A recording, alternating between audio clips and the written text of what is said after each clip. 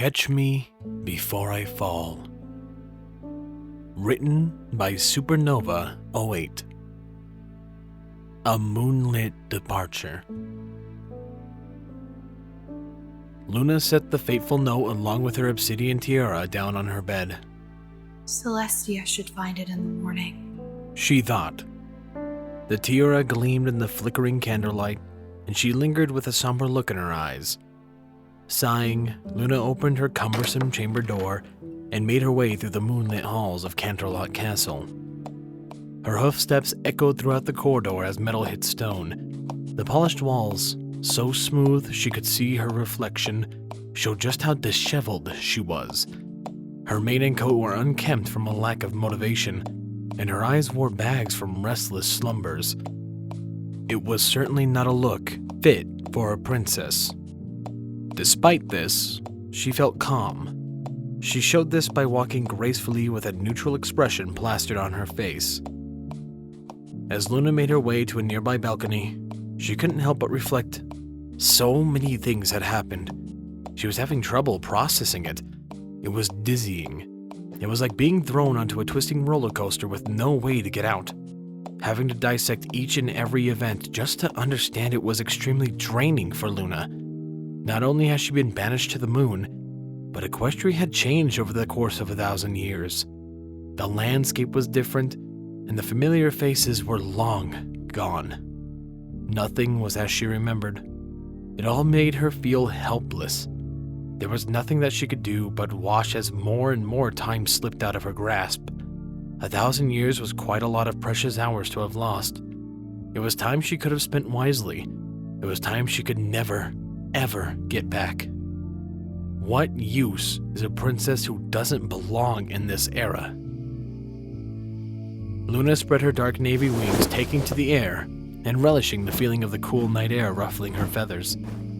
The stars shone above, competing with the more powerful lights of the moon. The nightly hours were one of the few times that she could truly enjoy. They were everything to her. It was part of her identity. It was her domain. Under moonlight was when she did her best thinking, and unlike the day, the night sang sweet melodies that only she could hear, a sympathy of nighttime creatures and nightly breezes. It was serene, peaceful, and all the more calming. A time of rest for every hard-working pony that needed it.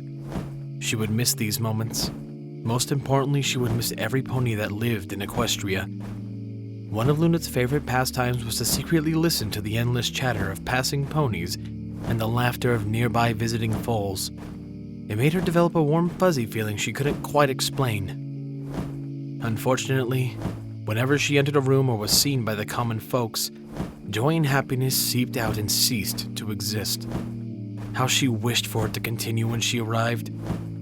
Or even the atmosphere the room gave off when her sister entered. The sensation of every pony's spirit being lifted at once. Luna mentally checked off whether she had completed the necessities before she left. Though it had been taxing, even more with her lack of motivation for anything, all and any of her paperwork was finished along with her duties. Before Luna had departed, she had given away the items most valuable to her. Accessories, books, and artwork, mostly to her sister, but also to random servants and guards here and there. It gave her some comfort that such important items would land in better hooves. Those objects would help ponies, and besides, she wouldn't need them where she was going anyways. Luna knew for certain in her heart that when she was gone, no pony would bat an eye. It filled her with sorrow, a lonely pang in her chest, but there was also something else. Reassurance. It filled her to the brim with reassurance to know that everyone would be fine when she left. They had been living this way for thousands of years by now, and every pony was content with Celestia as their sole ruler. Celestia. Her big sister would be the only pony to miss her in this world. The only thought that barely stopped her from leaving was knowing that she would most likely make the mighty Alicorn of the Sun, her best and only friend, cry. Luna resented the idea. The very thought of hurting her sister made her sick, but this time it had to be done. she couldn't afford to harm anyone else. By leaving, she could avoid the problem, and she wouldn't be needed either way, as Celestia had done a marvelous job leading by herself. For now, though, she needed to focus on the task at hand. One loose thought could make her falter, and weeks of planning could go to waste. So instead of wallowing in her rumination, she decided to look back at a distant memory to lift her spirits. Catch me, Tia! Luna shouted in glee as she raced towards her equally excited sister. She was galloping through a lush meadow, blues, greens, and reds, yellows all mixed together, creating one big brilliant blend of colors as far as the eye could see. The sky was a saltwater taffy blue. A warm breeze picking up the sweet scents of the flowers rushed through the tiny blue filly's cornflower mane as she yelled and giggled at her heart's content. Whoa, slow down, Lulu. Celestia shouted in reply, a huge grin on her face. Luna made contact and the pair went tumbling, rolling through the meadow in a ball of overwhelming delight. When they finally came to a stop, they laughed and giggled till their sides ached. Eventually, their wave of euphoria subsided, and they lay in the summer sun, enjoying the warmth on their bellies. They scoured the sky for the fun and exciting shapes of the clouds, which looked like cotton balls pulled apart. Occasionally, one of them would point out a shape, and they would both start bubbling with laughter again. Tia? Luna spoke softly. Yes, Lulu? Celestia replied. Do you think that when I'm older, I'll do something great and become famous? Luna asked with a curious expression. I'm sure you will. Just keep reaching for new heights, and I'm sure that one day you'll do something worthy of being written in the stars. Celestia said with a smile. Really? Well, if it's something great, then I'd want you to be there too. I'll never leave your side, no matter what. Luna announced with much confidence in her voice. She inched closer to her sister. Celestia wrapped a small white wing around her in response, and Celestia chuckled.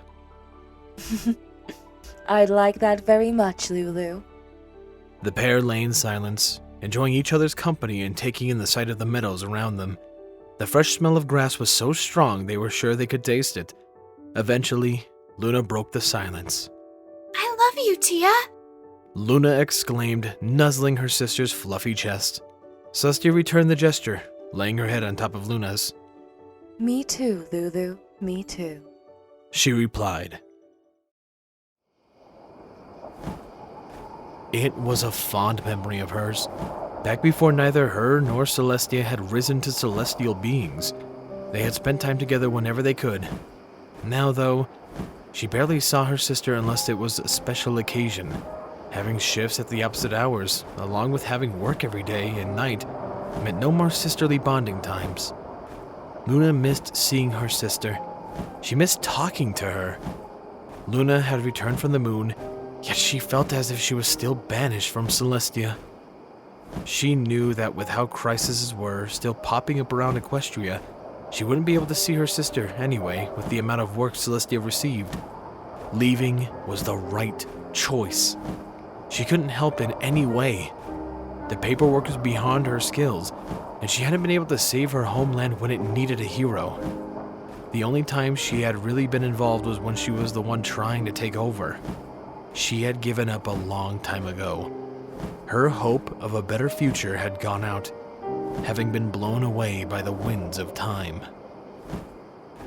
As Luna neared her desired destination, a part of her screamed to turn back. She did her best to ignore it, pushing and shoving it into the deepest part of her mind. Luna flapped her wings and began to gain altitude. The air surrounding her body chilled, and her breath became shallower as the oxygen decreased. She was heading up a high cliff, taller than many of the castle towers, but still shorter than the highest. The cliff was not far off from the castle. It overlooked the gardens.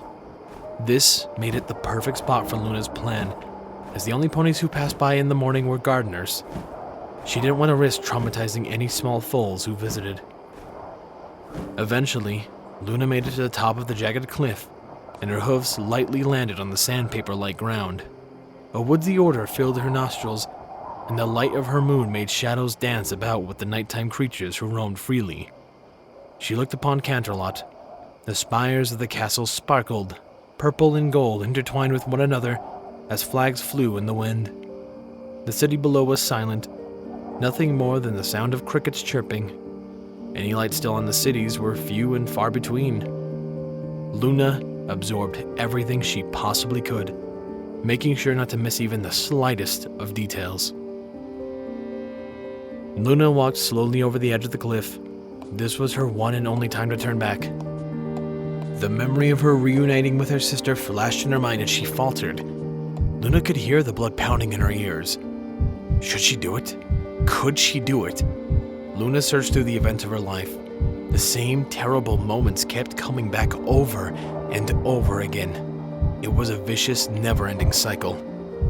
Whatever memories she examined showed her hurting the ponies around her, physically and mentally. No, she couldn't continue her life like this. It was now or never. Luna removed her silver horseshoes, placing them on the ground beside her. This was it, her last moments in Equestria. Luna gingerly moved closer to the edge, getting a view of the well-tended gardens below. Taking a deep breath, she braced herself. Tears formed in the corner of her eyes, distorting her vision. Her throat ached as she choked back a sob. Closing her eye, she felt her hooves leave solid ground. Feeling the rush of adrenaline, she breathed heavily. She dared not to look down. Her abdomen felt numb, and her gut felt like flying out of her ribcage.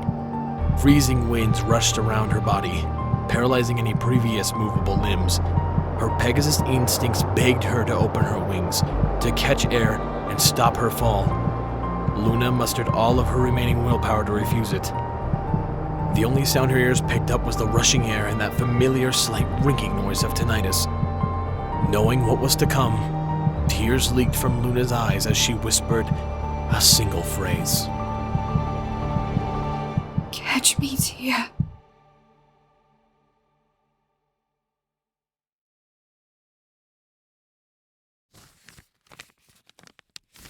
My dearest sister Celestia, I apologize for you having to find me this way. No doubt you already know that I have departed and have searched my room for clues. Take this note as my final goodbye. And please do not worry, this was my plan all along. Unfortunately, I was simply not meant for this world. All I have done is harm your subjects and bring sadness and pain to my family. Do not blame yourself, sister, for neither Nightmare Moon nor my death. This was never your fault. Everything was my decision and my decision only. I am the pony who let herself succumb to the darkness, and I don't deserve anyone's forgiveness. Along with some of the many possessions I have recently gifted you, I have left you my tiara. I never deserved to be a ruler, and your subjects never accepted me as one. I know that you will continue to be a wonderful ruler to the pony, Celestia. Even when I was gone, you ruled by yourself as a kind and gracious leader. I know I have left Equestria in good hooves. Now, though I have lost the battle within me, always remember this. I love you, Tia. Never forget that, no matter what. Thank you for giving me the happiest foalhood. It remains one of my most treasured memories. Make sure to tell every pony that I care for them deeply. Please do not cry, dear sister. Even if I am not there physically, I'm always with you, even if you don't realize it. Continue shining bright, Celestia. For as long as time, I'll be watching from above. Love, Luna.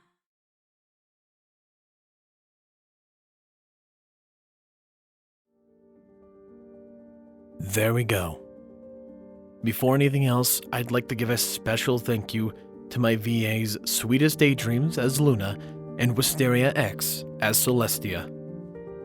You both did an amazing performance, and honestly, I couldn't have asked for better VAs for this project, and I hope you guys enjoyed it too.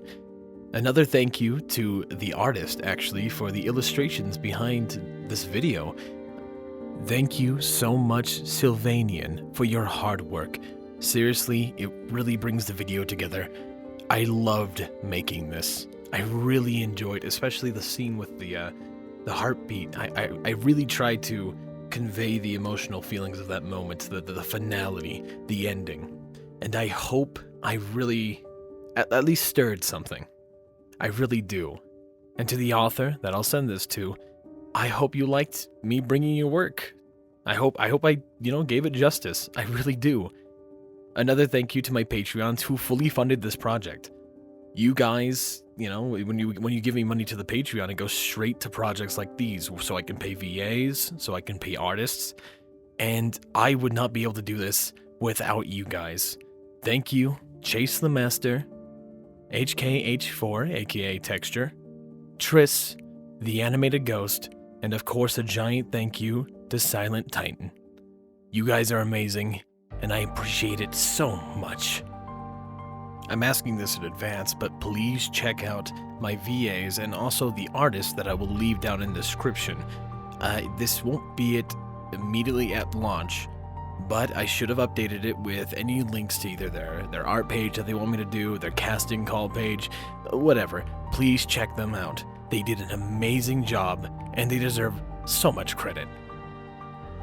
Anyways, my ramblings aside, thank you guys so much for watching. This has been Firehearth. Have a wonderful day.